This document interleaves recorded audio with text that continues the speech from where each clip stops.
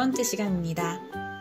사실 우리가 교실에서 만나면 안녕하세요가 아니라 사랑합니다로 인사를 하게 되거든요. 도덕 시간에는. 여러분들 온라인 수업으로 만나게 되니까 약간 이상하다라고 생각할 수도 있겠는데 이 유튜브를 시청하고 있다면 선생님께 사랑합니다라고 인사를 해주시면 됩니다. 보이지는 않지만 들리지도 않지만 여러분들이 그렇게 인사해 주셨으면 좋겠어요.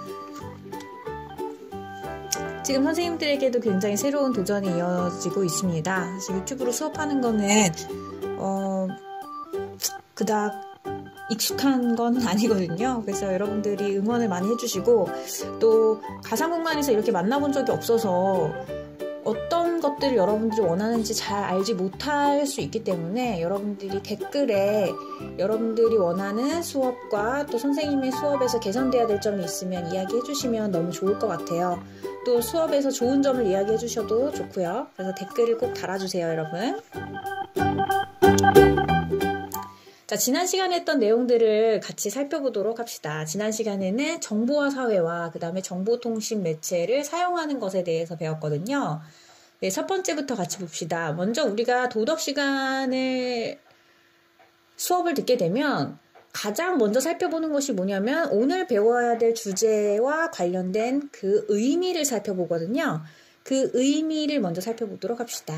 첫 번째, 우리가 어떤 것에 대해서 배웠습니까? 그렇죠. 다양한 정보의 생산과 전달을 중심으로 이루어지는 사회는 바로 정보화 사회죠. 다음 두 번째입니다. 정보화 사회의 특징은 무엇인가? 우리가 의미를 알았기 때문에 그 용어들이 혹은 그 개념이나 주제가 가지고 있는 특징을 봐야 되겠죠. 첫 번째는 일이 간편한 처리로 생활이 편리해졌기 때문에 시간 여유가 생기고 삶의 질이 향상되었다. 그래서 여러분들이 핸드폰만 보아도 알 수 있듯이 핸드폰 있으면은 어떤 것이든 할 수 있잖아요. 은행 송금도 할 수 있고 친구들이랑 대화도 할 수 있고 서칭도 할 수 있고 다양한 TV 매체들에 관련된 그런 내용들도 볼 수가 있죠. 그다음 두 번째는 정치 참여의 기회가 확대되었다는 점과 그 다음 세 번째 다양한 가치와 특성을 존중하는 사회다. 그래서 우리가 가장 실례로 유튜브를 보면은 독특하고 개성 있는 컨텐츠들을 가지고 방송을 하는 사람들을 아주 많이 볼 수 있다고 했잖아요. 그런 사례들을 우리가 생각해 보면 되겠습니다. 그 다음 정보통신 매체가 그럼 우리의 생활에 어떤 변화를 가져왔느냐. 우리가 정보화 사회가 될 수 있었던 점은 발달된 정보통신 매체 때문이라고 했습니다. 그럼 정보통신 매체란 것은 무엇이냐? 원거리의 상대와 멀리 있는 상대와 의사소통을 가능하게 하는 수단이다. 그래서 텔레비전이나 인터넷, 휴대전화 등을 의미한다라고 했습니다. 이런 정보통신 매체의 사용이 시공간을 초월한 의사소통을 가능하게 하고 생활의 편리와 즐거움을 누리게 하며 일상생활의 많은 일을 해결해 준다고 했습니다. 그로 인해서 우리가 편리한 삶을 살 수가 있고 또 그로 인해서 시간적 여유를 가질 수 있다고 했죠. 다음 정보통신 매체와 우리의 생활과 관련된 것 중에 물론 장점도 있지만 단점도 있다고 했습니다. 그런 문제점이 무엇이냐? 지나친 사용으로 인한 피로와 거북목 증후군, 그다음 뭐가 있다고 했죠? 그렇죠. 수면 장애, 강박증 등과 같은 중독 현상과 가정의 경제적 부담 등을 예로 들 수가 있다라고 했습니다. 오늘도 역시 생각 쌓기 정보화 사회의 도덕 문제와 관련된 얘기를 할 건데요. 앞서서 봤던 것은 우리가 정보화 사회의 의미와 정보통신 매체를 사용했을 때 생겨나는 문제이고요. 이번에는 정보화 사회에서 발생하는 도덕 문제에 대해서 배우도록 하겠습니다. 자, 정보화 사회에서 발생하는 도덕 문제입니다. 여러분은 가난한 작곡가예요. 그런데 어느 날 악상이 떠올라서 고뇌 끝에 하나의 작품을 만들었습니다. 아주 길고 긴 시간을 지나서 여러분이 노력한 끝에 만들어낸 음악이에요. 사람들에게 발표를 해보니 대중들의 엄청난 사랑을 받게 됐고 이 저작권을 통해서 여러분이 벌어들이게 될 수입이 엄청났다고 해요. 그러던 어느 날 어떤 사람이 이 곡이 자신의 곡이라고 주장합니다. 또한 여러분이 작곡했다라는 것을 알리지 않고 여기저기서 이 음원을 사용하기 시작해요. 그렇다면 여러분 기분이 어떨까요? 엄청 당황스럽고 분노하겠죠. 여러분이 벌 수 있는 돈을 다 앗아갈 뿐만 아니라 여러분이 창작했다라는 것에 대한 권리를 모두 빼앗길 수밖에 없거든요. 여러분은 그 사람 뭐라고 부를 것 같아요? 저는 도둑이라고 얘기할 거예요. 내 것을 가져갔으니까요. 나의 소유를 가져갔으니까요. 이것은 정보화 사회에서 발생할 수 있는 도덕 문제 중에 하나입니다. 그래서 우리 한번 같이 볼까요? 이 정보화 사회에서 발생하는 도덕 문제 중에 하나, 우리가 창작한 활동을 창작자에게 허락받지 않고 그 창작물을 이용하는 것으로 이는 남의 물건을 훔치는 행위와 같다. 이걸 뭐라고 할까요? 지식재산권의 침해다라고 합니다. 지식재산권은 지금 보는 바와 같이 아주 다양한 분야에서 사용될 수 있는 권리를 얘기하는데요. 지식재산권이란 문학, 예술 및 과학작품, 연출, 예술가의 공연, 음반 및 방송, 발명, 과학적 발견, 공업, 의장, 등록상표, 상호 등에 대한 보호 권리와 공업, 과학, 문학 또는 예술 분야의 지적 활동에서 발생하는 기타 모든 권리를 포함한다. 굉장히 다양한 분야에서 이 권리를 가지고 있을 수 있죠. 지식재산권의 유형을 우리가 살펴보면 굉장히 다양한 권리들이 존재하는데 우리가 잘 알고 있었던 게 저작권과 관련된 거예요. 그래서 디자인이나 어떤 상표 그리고 음악, 음원과 관련된 것들이 저작권에 해당되는 것이고 최근에 조금 문제가 되어 있었던 것이 이 산업재산권 중에 상표권과 관련된 이야기가 있거든요. 오늘은 요거에 관련된 내용을 조금 더 자세하게 살펴보려고 해요. 최근에 펭수가 쏘아올린 작은 공이라는 제목으로 이런 이야기들이 나왔습니다. 펭수는 누구의 것인가? 펭수 상표권과 관련된 논란이 일었거든요. 이것과 관련된 동영상 뉴스를 우리가 한번 보고 같이 이야기를 나눠보도록 할게요. 영상 잘 보셨나요?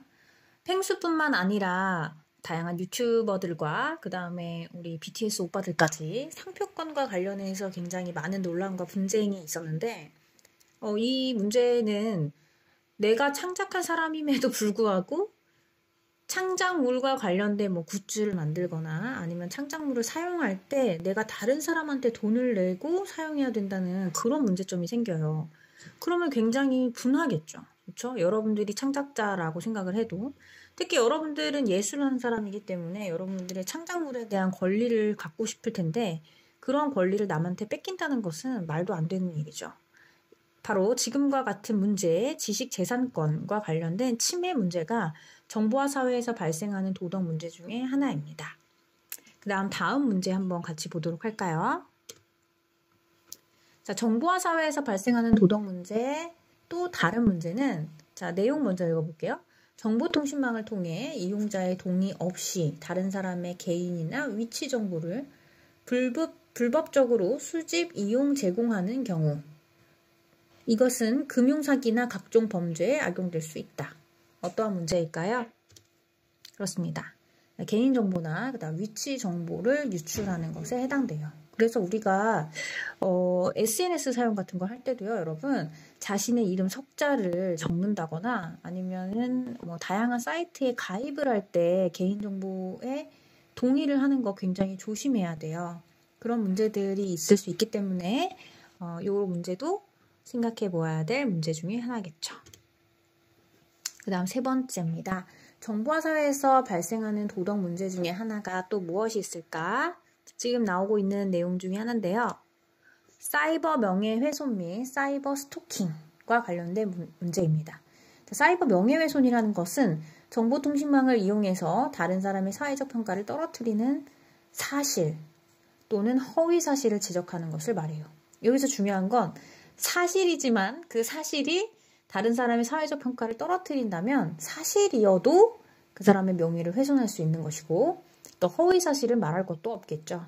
그다음 두 번째입니다. 두 번째는 사이버 스토킹과 관련된 것이에요. 공포심이나 불안감을 일으키는 문자나 영상을 반복적으로 상대에게 보내는 것입니다. 사이버 공간에서 자신을 드러내지 않는 특성, 즉 익명성을 악용해서 개인의 인격을 훼손하는 심각한 범죄라고 할 수가 있죠.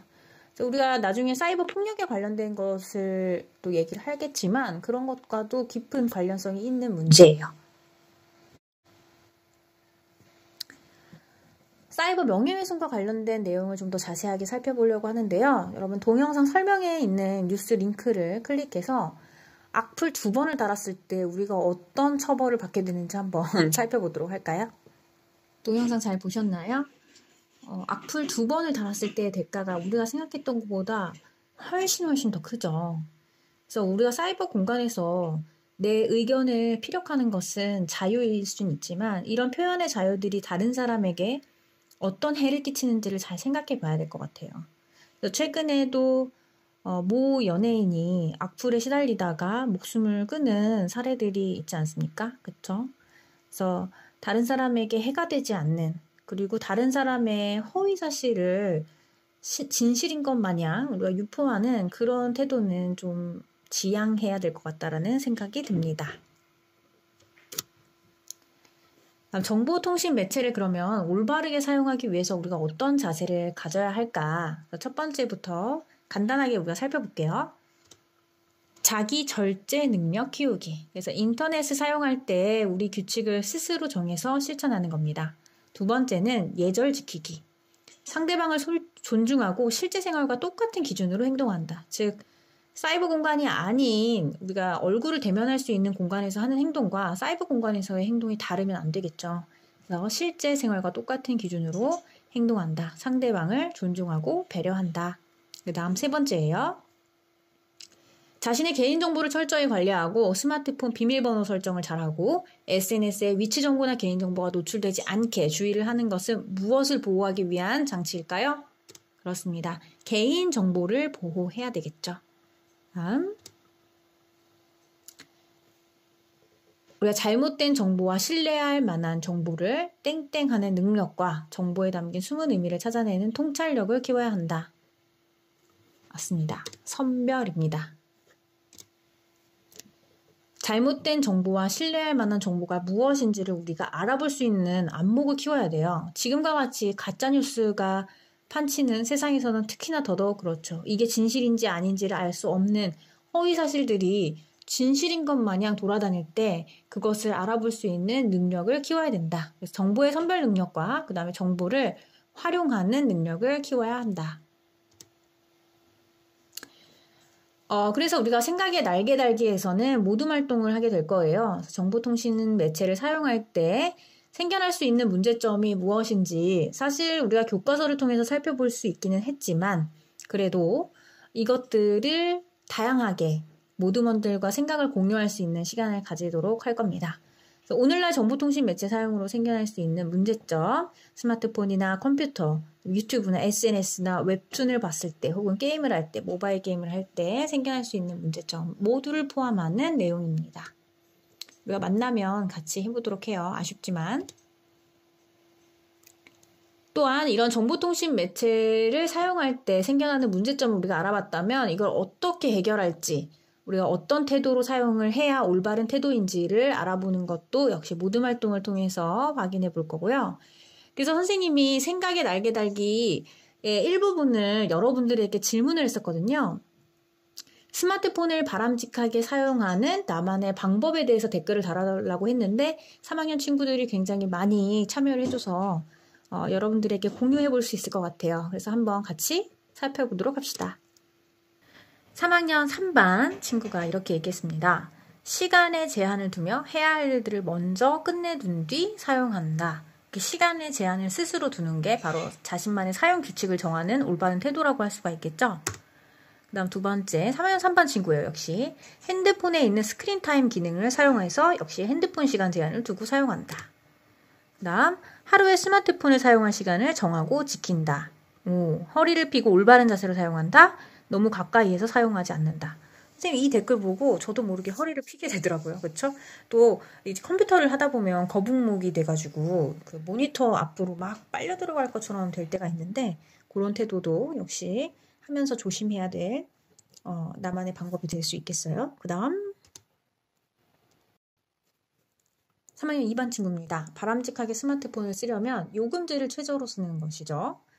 그러면 쓰려고 해도 쓸 수가 없대요. 그리고 집에서 식사할 때만큼은 다른 곳에 두고 가족들과 식사를 한다. 이건 굉장히 좋은 방법인 것 같아요. 특히 밥 먹을 때 핸드폰을 하게 되면은 엄마 아빠와 대화를 하는데 집중할 수가 없고 밥도 사실은 잘 먹을 수가 없거든요.